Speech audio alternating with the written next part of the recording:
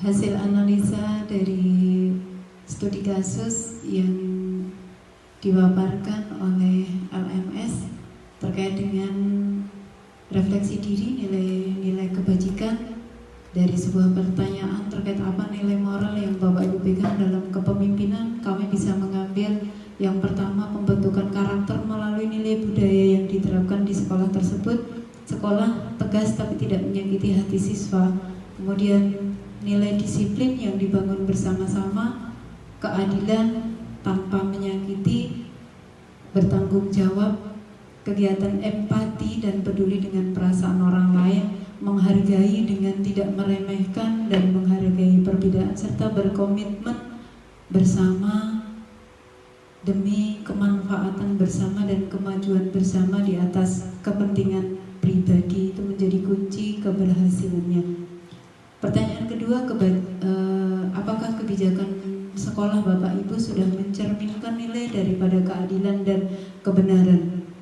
Sudah, di sekolah kami sudah ada nilai keadilan dan kebenaran dicontohkan dalam bentuk peraturan siswa. Jadi setiap siswa yang melakukan pelanggaran peraturan sekolah maka akan diberikan teguran terkait disiplin sesuai dengan peraturan yang berlaku. Next, LK2. Kita lanjutkan dengan konflik antar nilai moral. Studi kasus yang pertama berada di Taman Kanak-Kanak. Kami menganalisa pertanyaan pertama, yaitu apakah kasus ini mencerminkan dilema moral atau persuasi moral. Kami menganggap bahwa kasus ini merupakan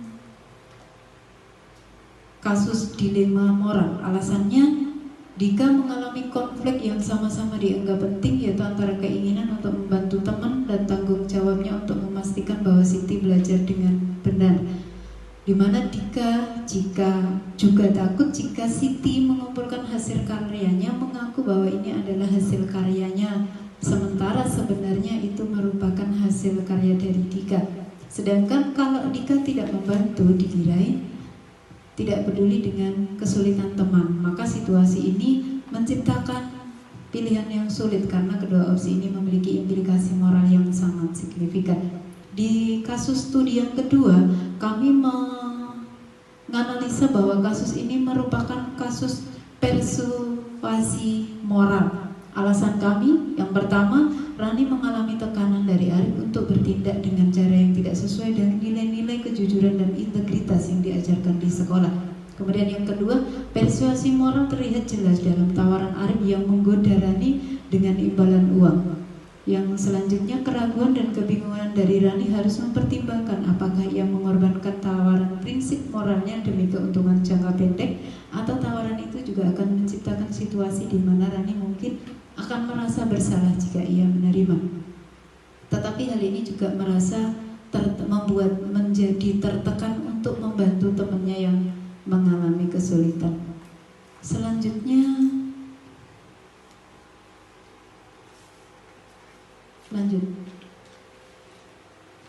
lanjut sama kayaknya tertukar. Oke. Lanjut yang ke LK3. Di LK ketiga, ini kita akan mempelajari terkait dengan paradigma dan 3 prinsip pengambilan keputusan. Studi kasus di SMA Pelita, Bogor. Kami menganalisa dari pertanyaan yang diberikan, jelaskan 2 nilai moral yang saling bertentangan pada kasus tersebut, dan juga dampak dari integritas kepemimpinan sekolah yang disebabkan oleh cerita dalam kasus tersebut. Kami menjawab bahwasanya, next Mbak Dani. Kami menjawab bahwasanya ada beberapa nilai moral yang bertentangan dengan kasus tersebut, diantaranya 1, integritas kejujuran dalam penggunaan uang. Yang kedua, akuntabilitas, transparansi dan kekompakan dalam bekerja. Nah, analisa kami pada kenyataannya Pak Budi selaku kepala sekolah sudah melaksanakan tugas dengan benar, namun menemukan kejanggalan dalam pelaporan yang dilakukan oleh panitia penyelenggara atau pemegang kas. Kemudian tidak terbukanya pengelolaan laporan keuangan oleh pemegang kas membuat Pak Budi mengalami konflik dalam menentukan sikap karena dua-duanya jika dilaksanakan sama-sama membawa dampak bagi masa depan sekolah.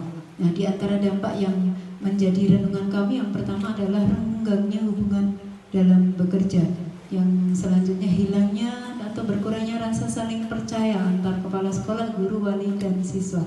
Adanya tidak ada ketidakpuasan dan ketidakpercayaan di masa yang akan datang. Kemudian jika Pak Budi selaku kepala sekolah tetap mengklarifikasi akan terjaganya akuntabilitas kejujuran dalam melaksanakan tugas. Terakhir, terjaganya komitmen kepala sekolah sebagai penanggung jawab program. Itu merupakan dampak positif apabila mengambil kebijakan. Di pertanyaan kedua, jika Bapak Ibu di posisi Pak Budi, keputusan apa yang akan Bapak Ibu ambil? Saya akan melakukan tetap memilih untuk meluruskan kejelasan dari perbedaan anggaran antara jumlah awal yang disetujui dengan hasil akhir laporan setelah kegiatan selesai. Dilema moral yang terjadi adanya benturan antara nilai, kejujuran, integritas, dan konflik. Di pertanyaan ketiga kita ditanyakan, apakah menemukan kombinasi lebih dari satu paradigma?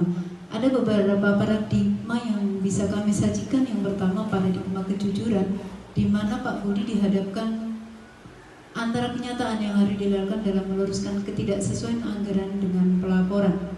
Yang kedua, paradigma konsekuensi, di mana paradigma ini lebih pada berbasis dampak. Yang pertama, Pak Budi mempertimbangkan dampak. Jika melaporkan sesuai kenyataan, pemegang kas atau uang bisa tidak senang dan resikonya menimbulkan konflik, proses terganggunya kekompakan dalam bekerja yang menjadikan hubungan tidak harmonis. Yang selanjutnya, apabila mengubah laporan berdampak pada jangka pendek tampak terjaga, namun risiko jangka panjang pada kepercayaan dan audit sangat berisiko bagi masa depan sekolah.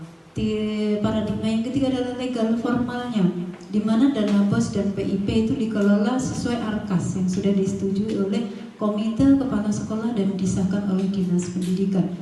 Jika terjadi perubahan laporan dengan mekanisme yang tidak benar, maka cenderung berpotensi melakukan pelanggaran. Next, yang keempat, iya betul. Di kasus yang keempat, ini terkait dengan perilaku perbuatan siswa di sekolah, di mana kami mengambil kebijakan terkait dari pertanyaan. Next, Mbak Dani. Yang pertama adalah bagaimana seharusnya Tari menyikapi situasi tersebut. Memastikan Rara benar-benar menemukan barang yang masih dipegang Rara, kemudian mengingatkan untuk dikembalikan. Jika tindakan itu tidak diterima oleh Rara, maka Tari menjelaskan kepada guru tentang apa yang dilihatnya, kemudian berharap bantuan Bu Guru untuk menanyakan dan mengklarifikasi dengan kelembutan, dan Rara mau mengembalikan dengan sukarela, no drama, kira-kira gitu. Terus petunjuk pemuka, lakukan analisis. Nah, lakukan analisis.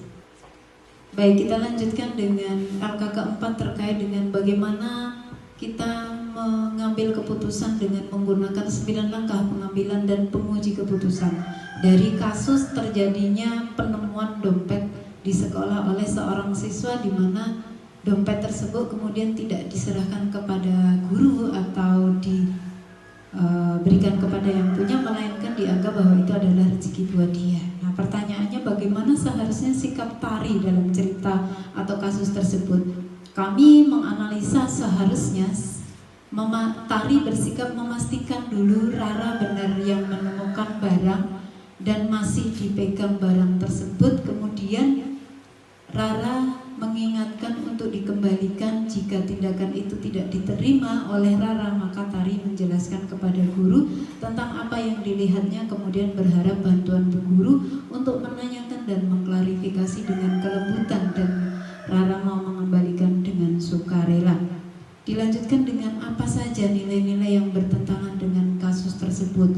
Kami menganalisa beberapa nilai-nilai yang bertentangan dengan kasus tersebut adalah Lanjut, Mbak Dani.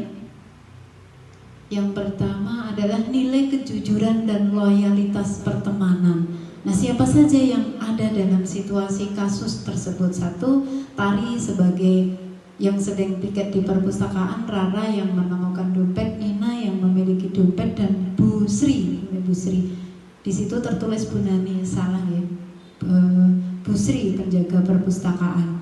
Nah, kemudian fakta-fakta apa saja yang relevan dengan situasi pada kasus tersebut?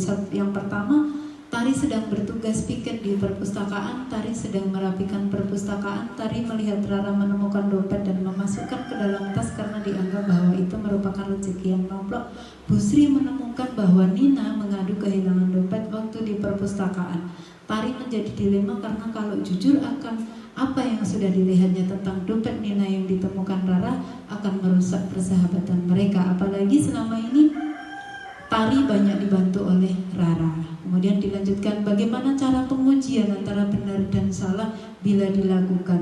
Jadi ada uji etika, kemudian tujuan daripada uji tersebut. Yang pertama uji legal, tindakan Rara yang tidak jujur setelah menemukan dompet bisa mengarah pada perilaku yang melanggar hukum. Kemudian uji regulasi, tindakan yang dilakukan tidak sesuai dengan peraturan budaya yang di sekolah.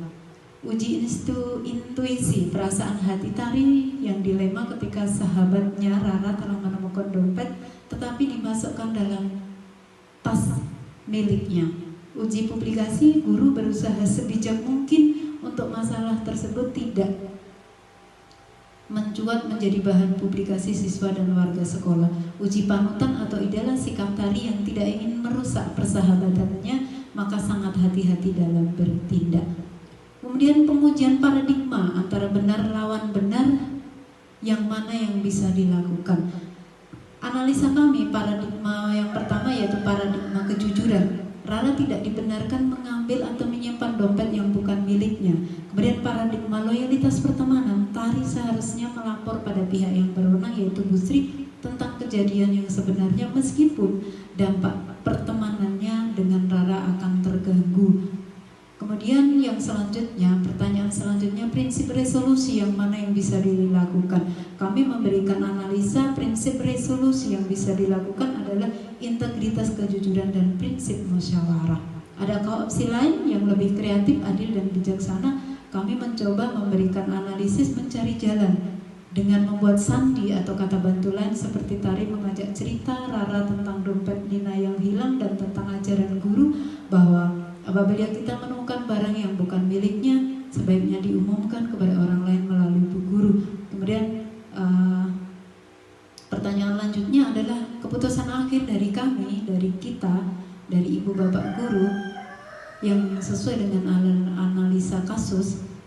Kami mencoba menganalisa, kita meminta tolong Tari agar mengajak bicara Nina supaya mengembalikan. Oh maaf, ini bukan mengajak bicara Nina, melainkan mengajak bicara Rara supaya mengembalikan dengan tanpa paksaan dan seolah menginginkan dompet tersebut. Kemudian pemulihan psikis Rara setelah kejadian itu tanpa menghakimi. Terakhir, pelajaran apa yang bisa kita ambil dari keputusan ini dan bagaimana pelajaran tersebut dapat memperbaiki pengambilan keputusan Bapak Ibu di kemudian hari.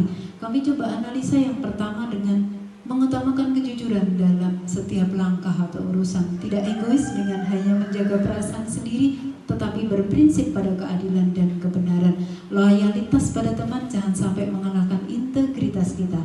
Beri kesempatan orang lain untuk memperbaiki, jangan menghakimi orang lain, dan selesaikan dengan musyawarah. Jika tidak memungkinkan, libatkan pihak yang berwenang. Terima kasih dan selamat sore.